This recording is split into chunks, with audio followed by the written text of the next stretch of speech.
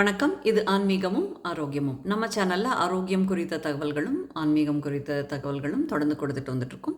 நிறையா easy to make simple recipes எல்லாம் கூட நிறையவே கொடுத்துட்டு வந்துட்டுருக்கோம். நீங்கள் ஃபஸ்ட்டு டைம் சேனல் பார்க்குறீங்க அப்படின்னா செக் பண்ணி பாருங்கள். உங்களுக்கு கண்டென்ட்டும் இன்ஃபர்மேஷனும் பிடிச்சிருந்தது அப்படின்னா மறக்காமல் சேனலை சப்ஸ்கிரைப் பண்ணிக்கோங்க. நம்ம ரீசெண்டாக பலன் தரும் பதிகங்கள், பக்தி பதிகங்கள் அப்படின்னு சொல்லிட்டு ஒரு பகுதியை நம்ம ஸ்டார்ட் பண்ணோம். அதில் தமிழ் திருமுறைகள்லேருந்து பாடல்களும் சின்ன சின்ன ஸ்லோகங்களும் அதோட அர்த்தங்களும் அதோட பலன்களும் பார்த்துட்டு வந்துட்ருக்கோம். நான் இதுக்கு முன்னாடி போட்ட 1-2 வீடியோஸோட லிங்க் நான் உங்களுக்கு கொடுக்குறேன், நீங்கள் செக் பண்ணி பாருங்கள். அந்த வரிசையில் இன்றைக்கி நாம் பார்க்க போகிறது ஒரு ஸ்லோகம். இன்றைக்கி நம்ம பார்க்க போகிறது ஒரு சமஸ்கிருத ஸ்லோகம், அதாவது ஒரு சான்ஸ்கிரிட் ஸ்லோகம் தான் பார்க்க போகிறோம்.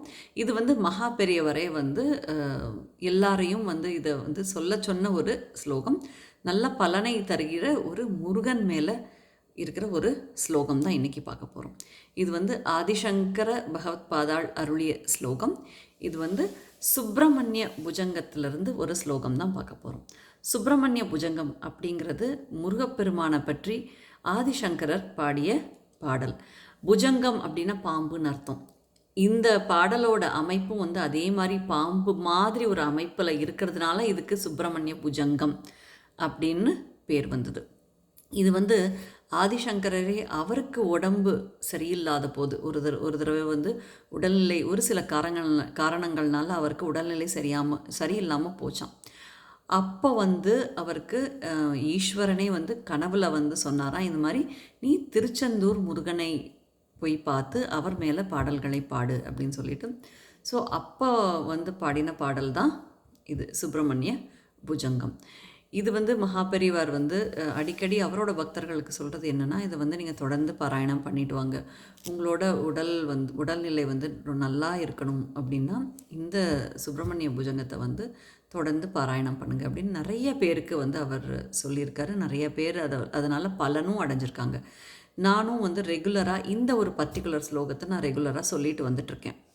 அதாவது இதில் 33 பாடல்கள் இருக்குதுன்னு சொன்னேன் இல்லையா? இதில் நீங்கள் எல்லாமே சொல்ல முடியலனா கூட இந்த ஒரு பர்டிகுலர் பாடல், இது 19வது பாடல், இதை மட்டும் சொன்னால் கூட போதும். கண்டிப்பாக உங்களுக்கு அந்த பலன் தெரியும். அது என்ன பாடல் அப்படிங்கிறது, என்ன ஸ்லோகங்கிறத பார்க்கலாம் வாங்க.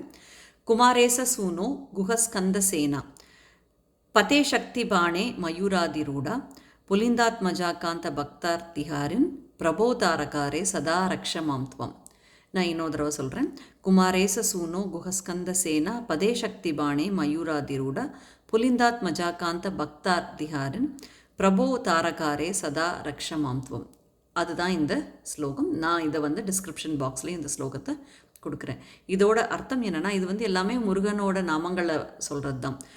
குமாரக்கடவுளே, நம்மளோட மனம் அப்படிங்கிற குகையில் இருக்கிற ஸ்கந்தனே, தேவர்களின் சேனாதிபதியே, பார்வதி தேவியாரால் அருளப்பட்ட வேல் உடையவனே, அதுதான் பதே சக்தி பாணே அப்படிங்கிறது. மயூராதிரூடா அப்படின்னா மயிலை வாகனமாக கொண்டவனே, மயில் வாகனனே.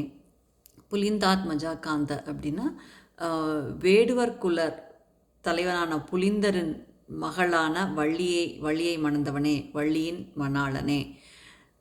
தாரகாரே அப்படின்னா தாரகாசுரனை வதம் செய்தவனே, தாரகாசுரனுக்கு எதிரியானவனே. அப்படி இருக்கக்கூடிய நீ, இந்த மாதிரி பெருமைகளை கொண்ட நீ, உன்னோட பக்தர்களுடைய துயர்களை போக்குவாயாக, பாவங்களை போக்குவாயாக. அதுதான் இந்த சதாரக்ஷமாம்துவம், எப்பொழுதும் எங்களை காத்தருள்வாயாக அப்படின்னு சொல்லிட்டு ஆதிசங்கரர் திருச்செந்தூர் முருகன் மேலே பாடின பாடல் இது. ஸோ இது தொடர்ந்து நீங்கள் சொல்லிட்டு வாங்க. கண்டிப்பாக உங்களுக்கும் அந்த பலன் தெரியும் அப்படிங்கிறது என்னோட முழுமையான நம்பிக்கை. நான் உங்களை மற்றொரு பதிவில் சந்திக்கிறேன். அதுவரை நன்றி, வணக்கம்.